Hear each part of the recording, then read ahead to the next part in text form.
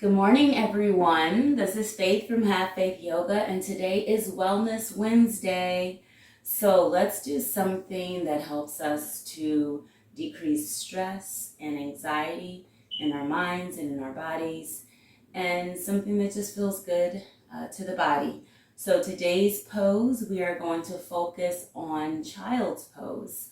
You can also call it wild child, or I think it's called Uta Balasana is a Sanskrit name for it, and it really helps to bring relaxation to your body and mind. Some other benefits that are too long to just remember. It helps to stretch and open the hips, thighs, and your legs. It stretches and expands the entire back. It acts as a restorative pose to the hip and back muscles, so it really helps to relax the hips and the back muscles. It helps to put a little pressure on the abdominal area, thus it helps in digestion. It helps to relax the muscles and calms the mind. It's a great way to relax and just find stillness in your body and your mind, and it actually helps to calm the whole central nervous system. It normalizes circulation of blood throughout the body. And of course, you always want to be aware of your breath with any pose. You should always be connecting the breath to the body. So let's go through it. Child's pose or wild child, whichever one you prefer. Also, if you have really bad knees and you're not able to bend the knees as well, you can try a block. So I'm going to have my block and kind of show you a modification, ways to adapt this pose. Or you can take a bolster.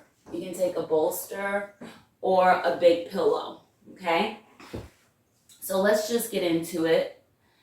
So you want to turn to the long end of your mat. You want to bring your big toes to touch. Open your knees as wide as comfortable for you. Some people will like to have their knees in so that there's more pressure on the abdominal area.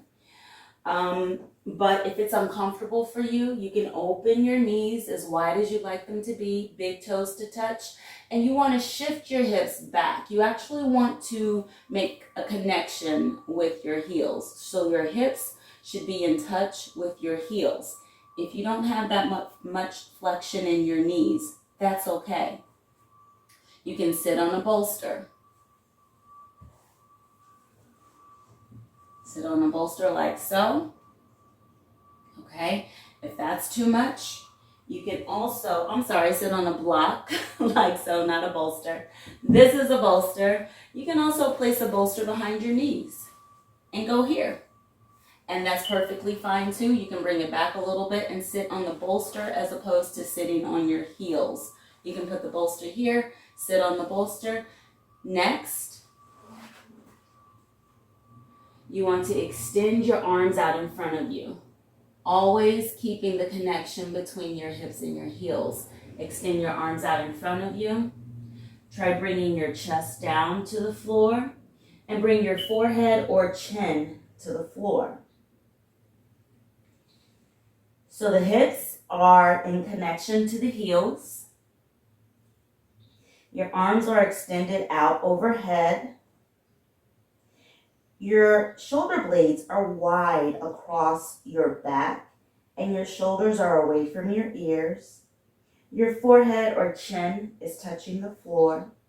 And ideally, you want to relax your whole body. Let it melt towards the floor. And you can stay here for a few breaths, stretching the arms above your head and bringing your hips to your heels. Inhale. Feel your chest, your belly expand, even your upper back. Exhale. Melt your chest even closer to the floor. Inhale. Find length in the spine. Exhale. Shift your hips back even more. Inhale. Exhale. Inhale, push through your hands to bring yourself back up into a starting position. If you are using a bolster or a block, same thing. Sit on my bolster. I reach my arms forward. I try bringing my chest as close to the ground as possible, bringing my forehead or my chin to the mat. Inhale. Exhale. Melt your body into the floor. Inhale. Exhale.